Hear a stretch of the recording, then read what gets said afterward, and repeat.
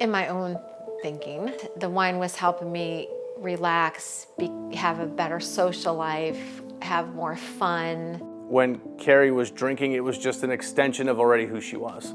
She was fun, she was happy. I appeared from the outside world that I had it all together. I'm so successful. I'm so this. And inside, I wasn't feeling like that at all. Carrie would have a glass of wine with dinner, a glass of wine after dinner, but noticed on weekends or when we were with friends, it got a little excessive and we had conversation about it. Maybe she should tone down the consumption. But other than that, I thought everything was normal.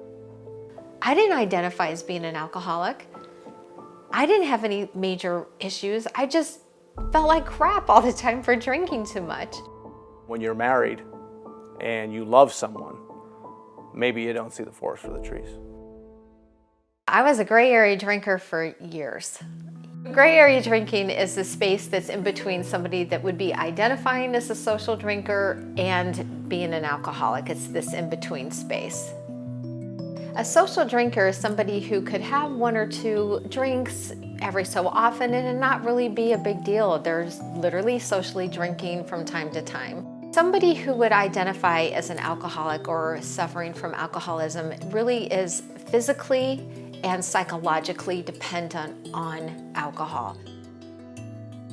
My day-to-day life looked like this. I'd go to work, I'd come home, I'd open the fridge, I'd pour a glass of wine, I'd have a glass of wine while I was making dinner, have a glass of wine while eating my dinner, and then I'd have a glass of wine for dessert.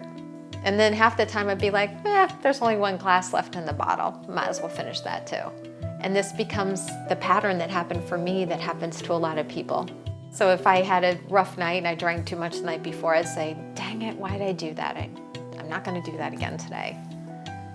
And by 1 o'clock, I'd be feeling better and I'd be planning what I was having for dinner because I was in the mood for white wine, so I thought I'd have chicken or fish.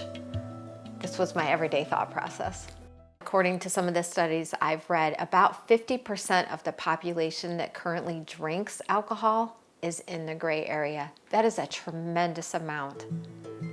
Gray area drinkers might start off with just having, a glass or two here and there, and it becomes more of a habitual process. We're using alcohol to either numb something or escape or not have a feeling that we don't want to feel, that sort of thing. So once you feed it something and then your brain says, oh, this felt good and it helped me get rid of this, then your brain says, hey, remember that. It's dopamine. That's what dopamine does within our brains. So this becomes our familiar pattern. So when we come home from work and we've had a rough day and we know that, well, if we have a glass of wine, that's gonna help release some of the stress and the pressure that we're under, that's something like, hey, remember that. And then we need to do more of it in order to get the same effect. And this is how addictions start to happen. Ready, Lily? Go. My father, God bless him, never drank a drop in his life. My mom was an alcoholic. I think from my upbringing, it wasn't terrible, it wasn't bad. She had good days and bad days. They had good days and bad days, but my father dealt with it. Maybe that's where I learned, how to keep the balance in my own relationship with my wife from what I saw with my parents. There was one time where we were at a friend's house and she got completely out of control. I mean, way out of control. And we came home that night and I pretty much told her, you never can get like that again. Because I was uncomfortable with what I saw. I was uncomfortable with how you were behaving. Wine relaxed me, but it also numbed me out where I couldn't think clearly or be clear-minded. And what it really did for me, Patty, over time, was that I felt like it was stealing my joy. Wine was really stripping me of my self-worth and self-love and communication, showing up for my family. And one evening I came home, it was July 4th, 2016. I'd been drinking all day with friends, holiday, and I said some choice words to my younger son. I don't remember everything I said to him, but he reminded me the next day.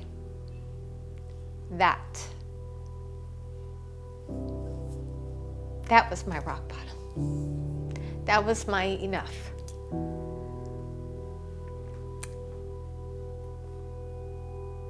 No mom should ever say anything like that to her child.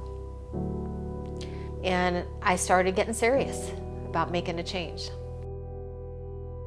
I think a lot of my drive to want to drink was a lot of baggage I was carrying around for years. My parents divorced when I was 9 or 10. They're loving parents, but because they divorced, they had their own issues going on. And my sister's 6 years older than me, so I felt very alone. I went to 12 different schools in 9 years. I was bullied, and I was quite the troublemaker in school. Like 6th, 7th, and 8th grade, a lot of sexual abuse from kids way older, like 19. That really affected me. I wore a victim badge. It was like, well, this is why I'm not as good as I could be, or why I'm not trying as hard as I could be, because I have all this that happened to me. And that's how I looked at it. It happened to me. Now I look at it as it happened for me. I look at all those things were the perfect setup for right here, right now.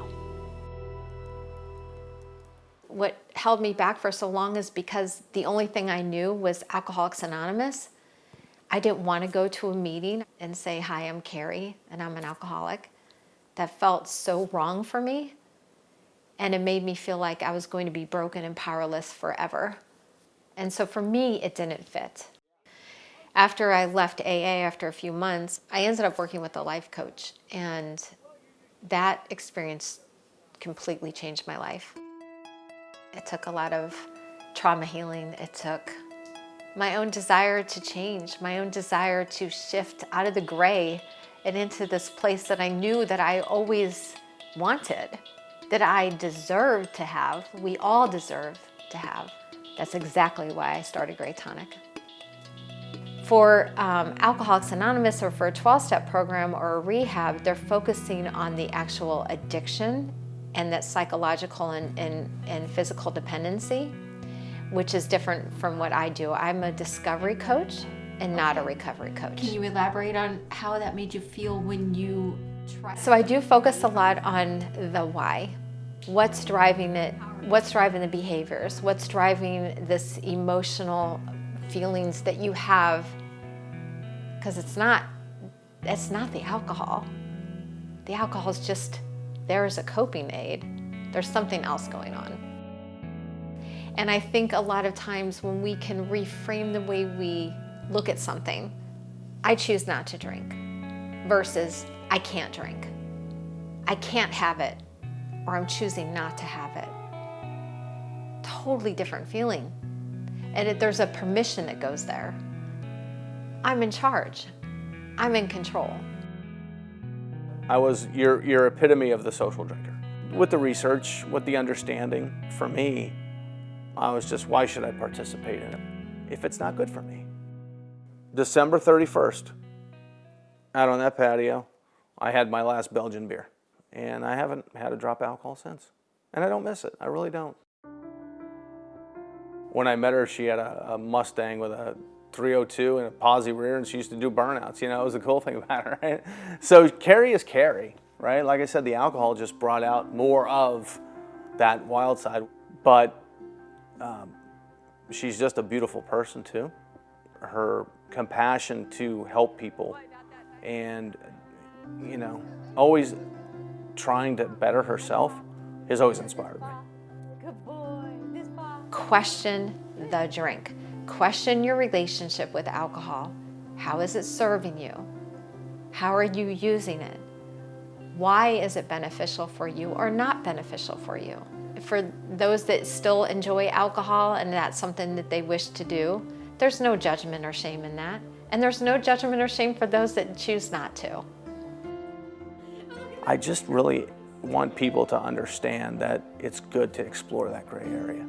And I would encourage people to do that for themselves, for each other, for the ones you love, because it takes you to your next level. But to see the difference in my smile, in my eyes, you can't deny that. You can't hide what somebody's feeling about themselves. So what I've gained is a ton of confidence, ton of self-worth, and self-love and compassion for myself that I never